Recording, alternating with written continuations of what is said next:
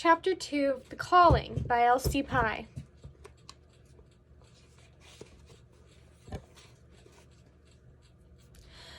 A group of merchants and hunters were huddled together. Silently, I took a few steps closer to hear what they were discussing. "Why should we believe you this time, Pete?" one of the hunters asked. A gap opened for me to see the man standing behind the stall. It was crazy old Pete.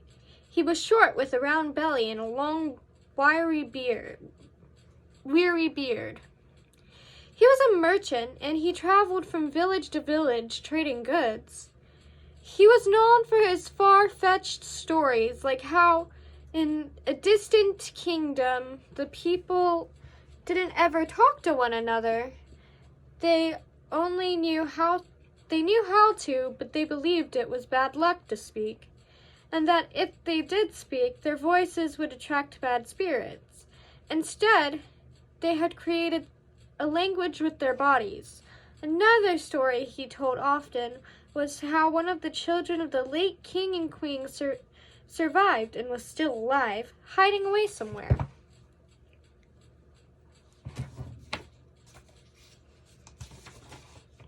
No one ever believed his stories, but that was crazy old Pete. He would say anything to draw a crowd. I shook my head and turned to go back home. It's true. I heard the account firsthand in Lycia. Some lowlives are going around kidnapping young women in their calling year. I stumbled on the rocky ground. I peered behind me to see Pete's eyes, twice their normal size. Fear was written all over his face. If it's true, why haven't we heard any other villages warn us? An older merchant leaned toward Pete with skepticism in his eyes. Theft and crime are rampant there. Another merchant chimed in. It never reaches the outer villages. She waved her hand, dismissing Pete's claim. Lycia was the biggest city in Landor. It was where King Madden resided in his palace on the eastern coast, and it had become a central hub for all trading. No one was allowed to live there unless they were deemed worthy by the king, which meant mainly only nobles lived in Lycia. But many villagers traveled there to visit. I had never been. People say it's huge, with thousands of people crowding the streets.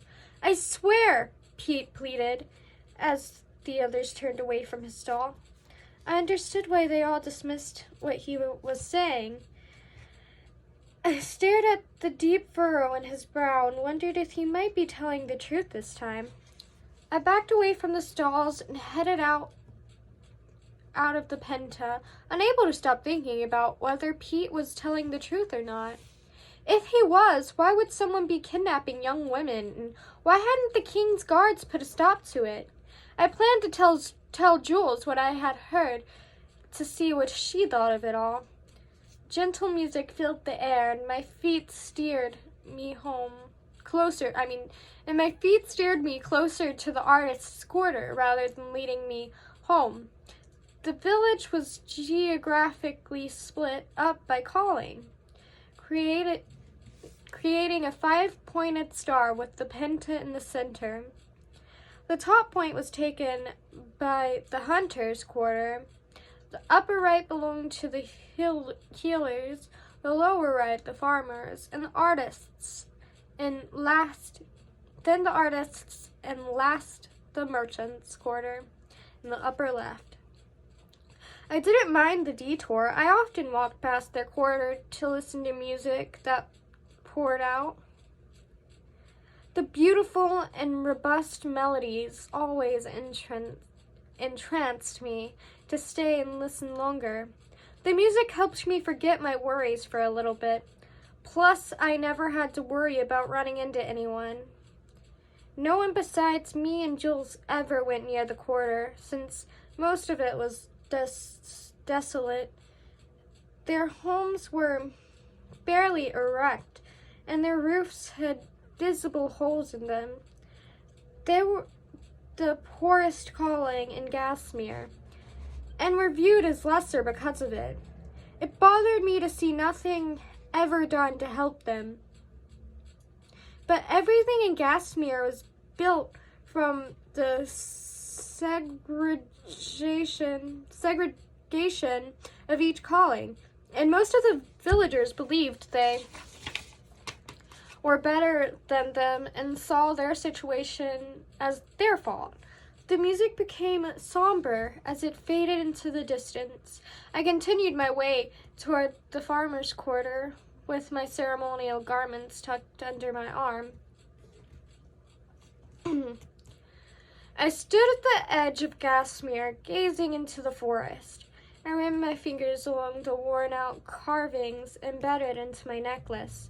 The desire to run into the forest, to run away from everything tomorrow would bring, and to never look back crossed my mind. Envy filled me as I watched the animals in the woods and how they flaunted their freedom in front of me. Animals didn't have to choose a path in this life. They were born knowing what they were made to do. They knew their purpose, which gave them freedom. And for that reason, jealousy consumed me. I shook my head and peered down at my necklace, one of my most prized possessions. Since the day Jules gave it to me, 10 years ago, I had never taken it off. My thumb rubbed against our initials carved into the metal. I squinted past the setting sun, peering deeper into the trees, wondering where Jules was. The sky only had a couple of hours of light left, and Jules was late. I was starting to worry when voices to my right drew my attention. A group of hunters made their way toward me. I recognized one of them. I had seen her before with Jules. I grabbed my bow and approached the group. They watched me in the same manner as an animal they would hunt. I tried not to think about what Jacob said earlier, but my mind seemed to be working against me, not letting their intimidating presence frighten me.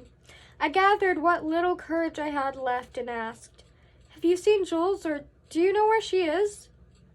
They stared at me like I had an extra head, and I took a step back. The girl I had seen with Jules said, "She left earlier this afternoon to go practice. I haven't seen her since." Before I could thank her, they stormed past me at once, ignoring my existence. "Why does Jules waste her time with that loser?" One of them spat out loud enough for me to hear, as if talking about me was comparable to dirt in their mouth. "Jules owes me big time," I grumbled as my fists clenched, and I knew exactly where to find her. The clearing in the forest where Jules and I always went to practice was ahead of me. I could make out the targets we had made in the trees. Suddenly a loud snap broke the stillness around me, causing me to jump. My heart beat faster as I picked up a now broken arrow from under my foot. It was one of Jules' arrows, but Jules would never leave one of her arrows lying on the ground. Jules was weird about her arrows. They were more precious to her than gold. She would make each arrow herself and would only ever shoot with those when we were 10. I lost one and she didn't talk to me for a week. I stepped into the clearing, shading my eyes from the sun, and listened. Air left my lungs and my throat constricted when I heard nothing. Not even a bird's cry. It could have been that Pete's words were still fresh in my mind about someone out there kidnapping women in their calling. But something wasn't right.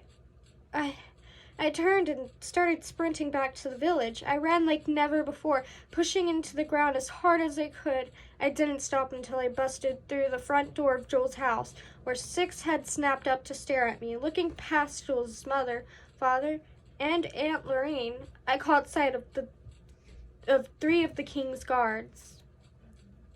I tripped on the same crimson uniform with the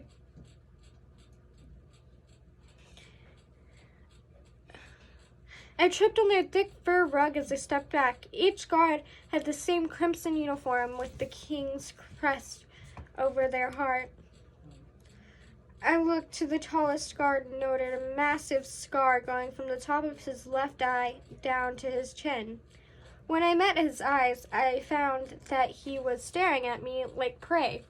Small bumps covered my body due to his hungry stare. The king's guards only came during the calling, even if serious crimes were happening. So for them to be here meant something grievous had to have happened. Aunt Lorraine walked over to me and wrapped the hunter's cloak around my shoulders. She grabbed the broken arrow still clutched in my hands and pulled me into her arms. Aunt Lorraine, what's going on? I asked.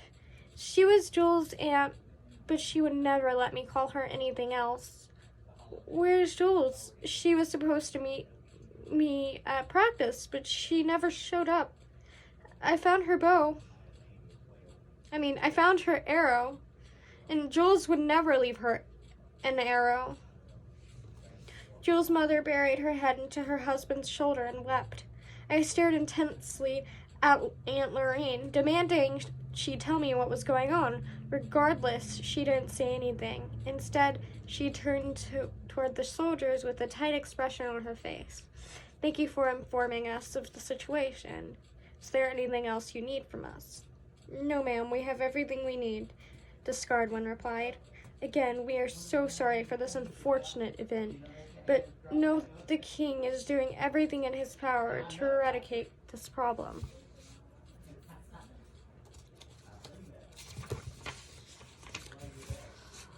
All 3 guards gave slight nods of their heads as they walked out the door.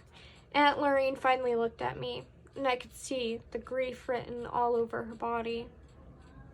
A hunter saw a group of strangers in the woods. Jules was slung over one of their shoulders.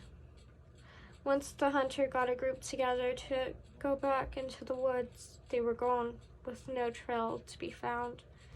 The soldiers that had left have been following the kidnappers' trails for months, trying to capture them. They followed their trail here, but they were too late. They came to inform us that her voice broke. Jules was kidnapped. Her mother sobbed. That's chapter 2.